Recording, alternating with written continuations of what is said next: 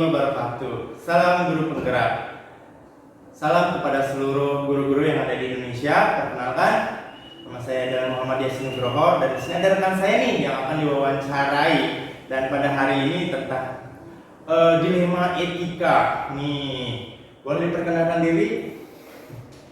Bismillah, saya Dali Darussalam, guru di SMP IT Alami Subang, mengampu mapel bahasa Sunda dan sebagai wali kelas. Itu aja. Siap. Jadi mohon waktunya Pak Dali. Boleh. Di sini Pak Dali ini akan diwawancarai oleh saya nih, tentang sebuah kasus dilema. Ya, tentu saja. Di sini saya akan bacakan kasusnya nih Pak Dali. Jadi ada guru mata pelajaran bahasa Indonesia nih Pak Dali di SMA Karakter Mulia nih. 4 hari lagi adalah hari pengambilan raport semester 1. Sebelumnya semua guru itu telah menyerahkan daftar nilai murid-murid pada pelajaran yang dia punya pada kepala sekolah itu. Ya.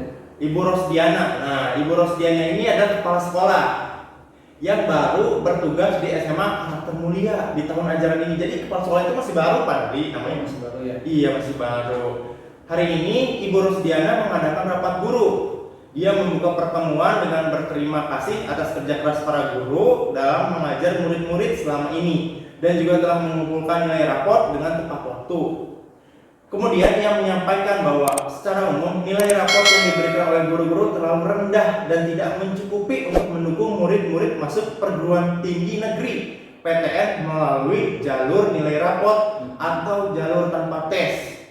Jadi Ibu Rusdiana ini dengan tegas menyatakan kalau nilai raport tetap seperti itu, maka murid-murid sekolah kita sampai kapanpun tidak akan pernah bisa diterima di PTN dengan jalur nilai raport. Nah, beliau juga mengatakan bahwa salah satu target kerjanya itu di SMA Karakter Mulia itu adalah membuat 25% padahal. Jadi 25% murid diterima di PTN dengan jalur nilai raport. Nah, itu program kerjanya itu. Oleh karena itu, sejak murid-murid di kelas 10, nilai raport mereka harus dibuat bagus. Harus dibuat bagus nih dan menunjukkan grafik peningkatan ceritanya. Kemudian Ibu Rosdiana akhirnya meminta guru-guru untuk menaikkan nilai raport murid 10 poin. Maka bila nilai raport murid 70, maka akan menjadi 80 dan seterusnya demi membantu masa depan mereka dan juga demi nama baik sekolah agar kepercayaan masyarakat meningkat bila murid-murid sekolah ini yang diterima di PTN dengan jalur nilai raport. Maka jika Pak Dali ya, jika Anda nih Pak Dali ini mengajar di sekolah ini nih selama lebih 5 tahun, Bapak tuh udah guru senior di situ, udah lebih dari 5 tahun dan selama Anda bertugas nih selalu merasa diberi otoritas dan kepercayaan penuh dalam memberikan penilaian pada murid-murid Bapak. Selama Bapak ada bukti-buktinya lengkap nih, akurat dan dapat dipertanggungjawabkan, maka nih sesuai dengan kasus ini pasti ya kredibilitas Bapak atau integritas Bapak dipertanyakan. Ya. Apa yang akan dilakukan oleh Bapak jika ada kasus seperti itu? Oke, saya akan coba menjawab sesuai dengan apa yang saya alami berdasarkan selama ini ya. Kalau kasus seperti ini, karena memang di setiap sekolah tentunya kasus seperti ini akan selalu ada, ya, pasti akan selalu ada. Nah, kalau hal ini menimpa kepada saya pribadi, saya akan memilih sesuai dengan fakta yang ada, bukti yang ada, penilaian yang saya sudah buat. Walaupun misalkan ibu, bapak, kepala sekolah di suatu sekolah misalkan meminta saya, tolong di-up nilainya atau ditambahkan 10 poin. Tapi ya saya akan tetap mempertahankan dengan nilai yang saya punya, data yang saya punya sesuai dengan kemampuan anak, gitu ya, sesuai dengan kemampuan anak. Ya kalau mau di-up ya silahkan oleh ibu kepala sekolah saya menyerahkan. Yang pasti saya akan menyerahkan data sesuai dengan fakta ke kepala sekolah atau bagian kurikulum. Ini nilai yang saya dapatkan dari anak-anak, kemampuan anak seperti ini ya. Jadi saya lebih mengedepankan untuk hal ini prinsip kejujuran. Kenapa? Karena jangka panjang yang saya pikirkan. Kenapa jangka panjang? Kalau misalkan sekarang saya kasih nilai si A, misalkan anak si A dikasih nilai 100, padahal dia kemampuannya di bawah rata-rata, misalkan harusnya dia 60, 65 atau ke bawah. Nah, jika kayak saya kasih 100, saya khawatir di kemudian hari, Pak Yasin, ya di kemudian hari anak tersebut ya gimana ya? Bisa dikatakan bisa mungkin menjadi koruptor Koruptor ya, Pak. atau gimana ya? Menipu juga, bahkan dia juga mungkin bisa memanipulasi.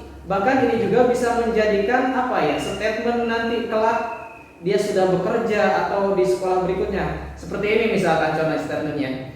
Saya juga nggak belajar, merasa tidak mampu, yang mengerjakan soal-soal tapi nilai saya bagus loh.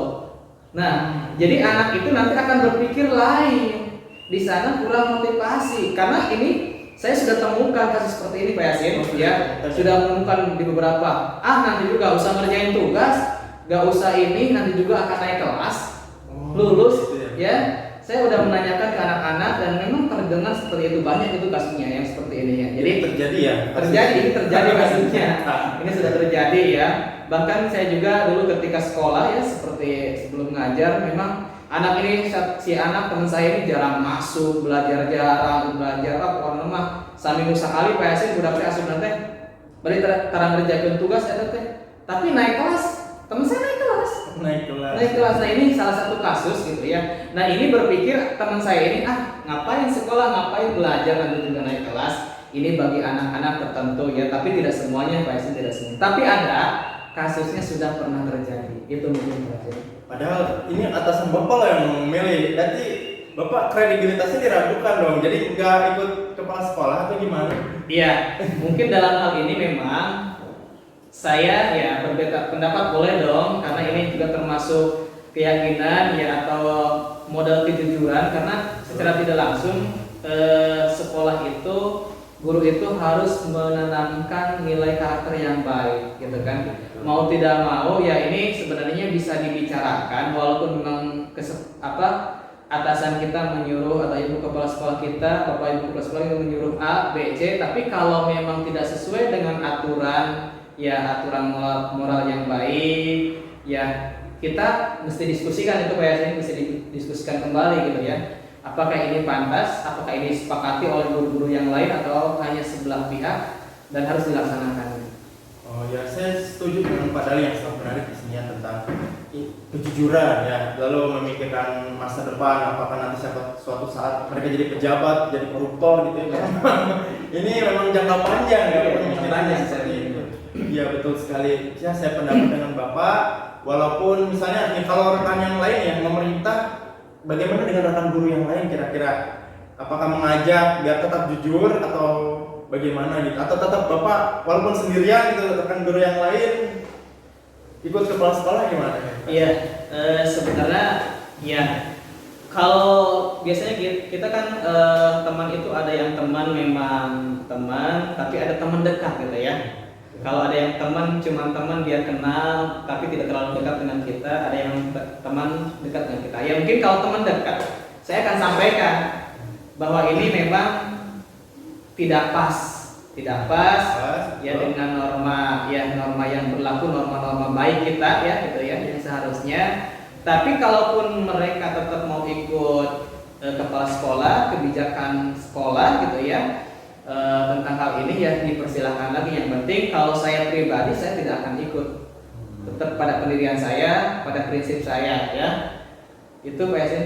Oh luar biasa sekali ya, jadi tetap jujur, pokoknya harus jujur, itu luar biasa sekali walaupun itu perintah atasan. Terus juga pasti akan berpengaruh nih kata kepala sekolah, kan ini baru naik nih, saya baru jadi kepala sekolah, jadi ini program kerja kepala sekolah walaupun memarkup nilai nih, tapi saya salut sekali. Jadi yang penting mah jujur ya, walaupun misalnya di sekolah itu ternyata targetnya banyak yang nggak masuk PTN jalur rapor ya sebenarnya kan ya kalau masuk PTN gitu ya, masuk PTN tapi dengan jalur tidak baik ya kesananya juga udah bisa dipastikan Pak Yasin gitu ya. Kalau misalnya ya sekarang percuma aja, lebih baik nilainya di rata-rata lah standar gitu, tapi mereka jujur, nilai-nilai kebaikannya, nilai-nilai akhlaknya juga muncul di setiap siswa.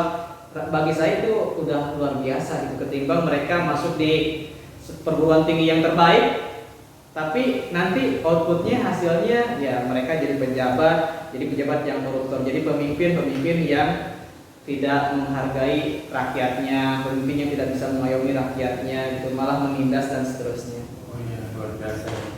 Bapak kalau misalnya itu luar biasa sekali ya, jadi tetap jujur seperti itu. Mungkin kesetiaan Bapak atau kejujuran Bapak nih, jadi Bapak lebih milih kejujuran ya, nilai ya luar biasa sekali. Padahal oke, cukup sekian. Mungkin prinsip yang Bapak pilih mungkin prinsip tentang pokoknya harus jujur ya, harus berbasis hasil akhirnya nanti akhirnya seperti jangka panjang seperti itu luar biasa. Ya, terima kasih Pak Dali atas waktunya. Ya, mohon maaf jika sudah mengganggu. Ya kita sapa dulu yang di rumah. Halo. Ya, terima kasih. Jadi begitu pemirsa. Jadi Pak Dali ini tentang paradigma ini tetap kejujuran ya yang dipertahankan, karena ini dilema ya, apakah harus setia atau harus mempertahankan nilai kebaikan kejujuran. Lalu prinsipnya katanya jangka panjang, hasil akhir jangka panjangnya tetap, walaupun tadi sudah dibahas, walaupun ya nggak apa-apa, walaupun sekolah kita nggak masuk 20% program sekolah atau hanya sedikit yang masuk ke jalur PTN, tetapi yang penting nanti jangka kedepannya mereka menjadi orang-orang yang jujur. Ya, saya sangat setuju sekali dan sangat salut sekali kepada Pak Dali ini ya, Pak Dali ya. Hatur nuhun, cukup sekian. Mohon maaf bila ada kesalahan, yang benar datangnya dari Allah dan yang salah mohon dimaafkan ya. Wabillahi taufiq wal hidayah. Assalamualaikum warahmatullahi wabarakatuh. Salam guru putra.